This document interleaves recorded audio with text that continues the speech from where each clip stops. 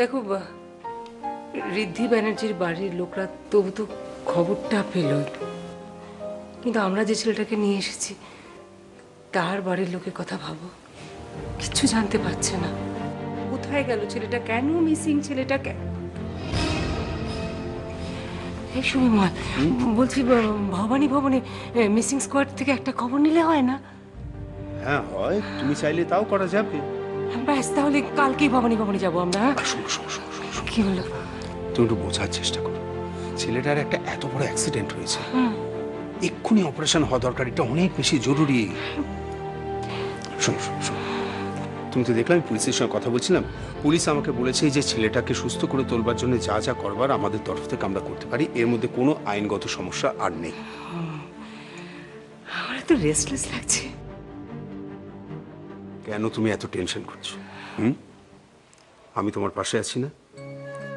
আরেকটা কথা মনে রেখো, এই যে তোমার মন থেকে চাওয়া ছেলেটা তাড়াতাড়ি সুস্থ হয়ে উঠুক, ছেলেটা জীবন ফিরে পাক, এটা কোনো দিন বৃথা যায় না। তোমায় ওষুধটা খেয়ে নাও না মা, ওষুধটা খেয়ে নাও। তুমি কি বাজে বকছো বলো তখন থেকে?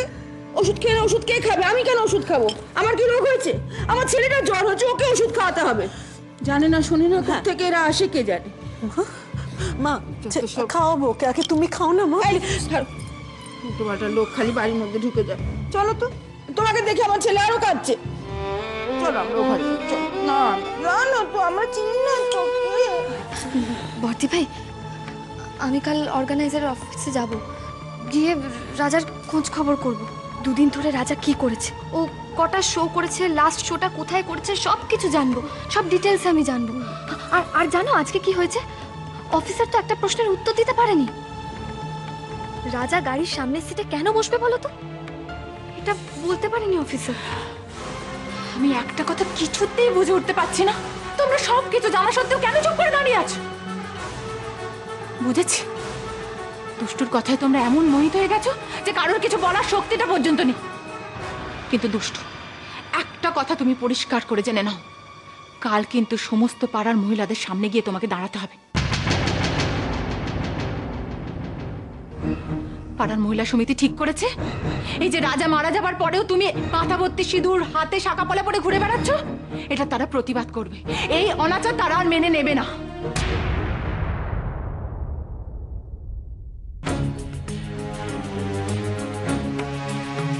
সেসব নিয়ে তোমায় চিন্তা করতে হবে না মিস্তি।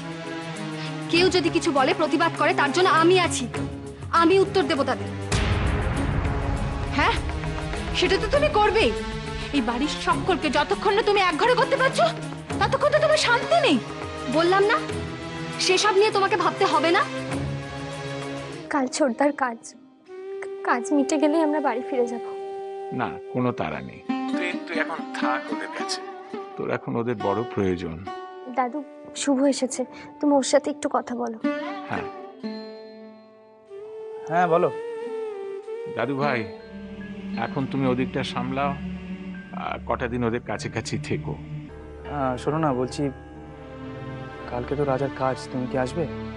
না না, এই দৃশ্য আমি সহ্য করতে পারবো না। আমি এখনো বেঁচে আছি, আর ওইটুকু একটা ছেলে, আমি যাবো না রে। হ্যাঁ রে রাজা, আমাদের ভালোবাসাটা কোথাও কম পড়ে গিয়েছিল না রে?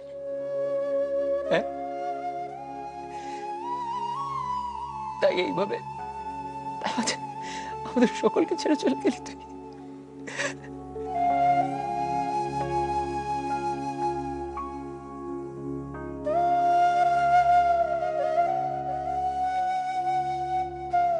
তুই এত ভেঙে পড়ছিস কেন? দেখ, তুই যদি ভেঙে পড়িস, আমার একার পক্ষে তো বাড়ির সকলকে সামলানো সম্ভব নয়। নারী দীপু, আমি ভেঙে পড়িনি, আমি একদম ঠিক আছি, একদম ঠিক আছে। তোমাকে আমি এই বাড়িতে ফিরিয়ে এনে দেখিয়ে দেবো রাজা, ওরা যা করছে সব ভুল, সব ভুল।